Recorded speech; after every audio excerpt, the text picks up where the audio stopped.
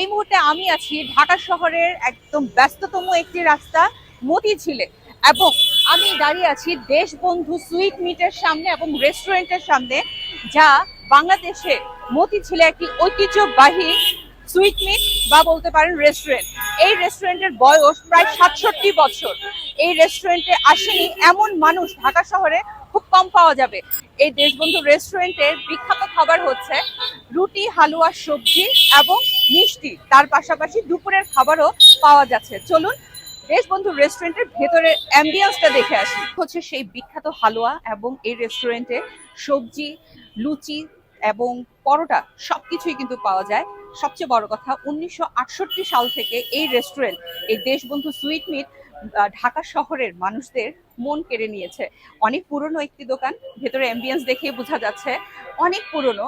Chair table থেকে শুরু করে হোটেলের কারুকাজ সবকিছুই অনেক পুরনো। তো চলুন আজকে এই রেস্টুরেন্টে একটু খেয়ে দেখি তাদের খাবারের মান কতটা মজা, কেন এত বিখ্যাত। আর এই রেস্টুরেন্টে চিত্রনাট্যকার, রাজনীতিবিদ এবং কি যেহেতু এটা একটা অফিস পাড়া, এখানে অনেক শিল্পপতি যারা অফিসে কর্মরত মানুষ আছেন, সেই পুরনো আমল থেকে এখন পর্যন্ত এখানে কিন্তু তারা সকালের নাস্তা থেকে দুপুরের খাবারও খেয়ে থাকেন।